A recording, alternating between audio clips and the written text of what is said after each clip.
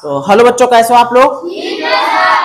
तो चैप्टर चल रहा था फाइबर टू फैब्रिक, यानी रेशे से वस्त्र तक। और इसके लास्ट जो पॉइंट्स हैं, जो हेडिंग्स हैं, उसमें सेरीकल्चर के बारे में बताया गया है। सेरीकल्चर मतलब कि रेशम उत्पादन।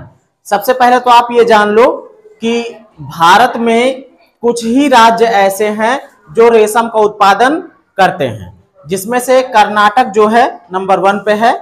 उसमें के 2 शहर हैं, वो कौन कौन से हैं? एक तो बेंगलुरु है और दूसरा मैसूर है ना।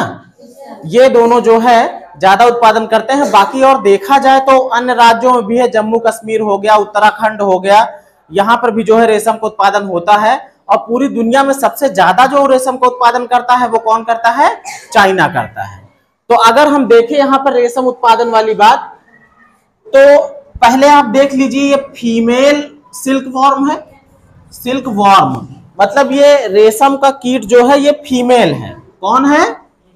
फीमेल, महिला। और ये मेल सिल्क वॉर्म है। दोनों में देखोगे कौन बड़ा है? फीमेल है ना, मेल छोटा है। जो फीमेल सिल्क वॉर्म होता है, जो फीमेल रेशम का कीट होता है, वो क्या करती है? वो जो भी शहतूत की पत्ती पाती है उस पर सैकड़ों अंडे एक बार में देती है। कितने?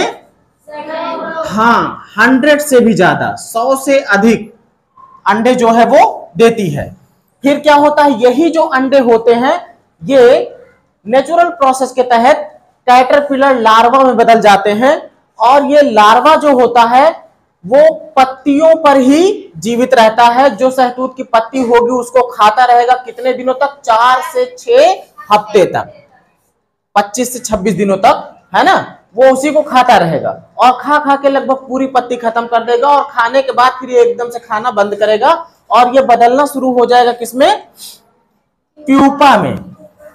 प्यूपा में जब बदलता है उससे पहले यहां पर देखो कुछ चीजें होती हैं। क्या होती है?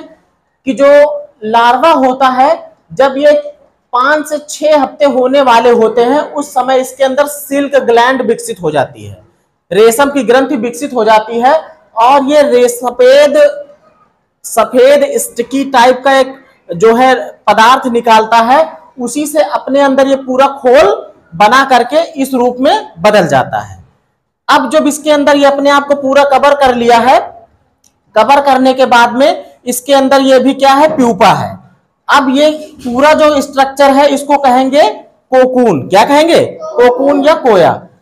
अब जब ये प्यूपा परिपक्व होके एडल्ट तितली बनने, अब ये फिर से इस रूप में बदलेगी ना, तो इसमें बदलने से पहले अगर हम इसको निकाल लेते हैं तो वो तो हो गया अच्छी क्वालिटी का रेशम। और अगर इसने मान लीजिए इसको काट करके और खुद निकल गया, उसके बाद का जो कोकून होगा वो खराब क्वालिटी का होगा रेशम, फिर वो अच्छा रेशम नहीं होगा। तो बिजनेस के पर्पज से ये प्रोसेस ना अपना के जो सेरीकल्चर करते हैं, जो रेशम का उत्पादन करते हैं, वो ये प्रोसेस अपनाते हैं। पहले क्या हुआ? इनको पता होते हैं।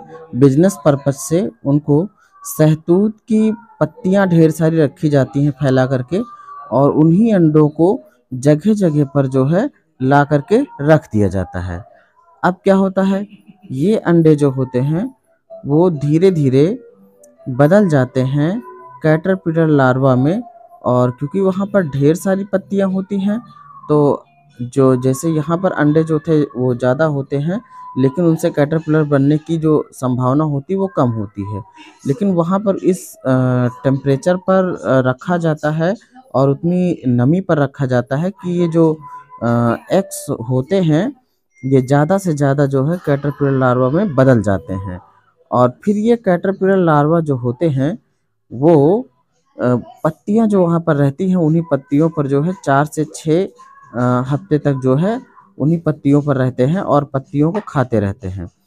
फिर जब ये कोकून बनने की स्थिति में आते हैं, मतलब प्यूपा में कन्वर्ट होते हैं, तो उस समय उनको उठाकर ये रिंग के आकार की जो बांस की फर्रियों की एक बनाई जाती है झबिया, और उसमें कई लेयर्स में होती है, तो उनमें अलग अलग उन कोकून को उठा करके रख दिया जाता है। और इसमें संख्या बहुत ज़्यादा आ जाती है। यूँ समझो कि एक एक जो बांस की झबिया होती है इसमें कम से कम हजारों की संख्या में कोकून जो है रखे जाते हैं। और ये जो प्यूपा होता है, ये प्यूपा जब वयस्क होने वाला होता है और मतलब कोकून को काट करके, जो खोल है ऊपर की उसको काट करके बाहर निकले, उससे पहले ही लाके कढ़ाई में इनको उबाल लिया जाता है। और इसको लगभग 15 से 20 मिनट तक जो है गर्म पानी में उबालते हैं। और उबालने के बाद फिर जो है इसमें से जो रेशम होता है, जो कोकून में रेशम होता है, वो ढीला पड़ जाता है और फिर उसको अलग अलग करके निकाल लिया जाता है।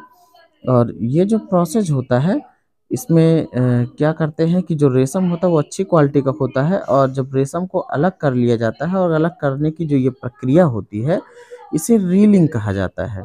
और रीलिंग का मतलब हो गया कि यूँ समझो कि अब वो थ्रेड के रूप में बदलने के काबिल हो गया है। फिर जब थ्रेड के रूप में बदल जाता है, और बदलने के बाद फिर आखिरी प्रोसेस बचता है उसको कलर करने का, क्योंकि अलग अलग तरीके के जो है कलर के रेशम की ज़रूरत होती है।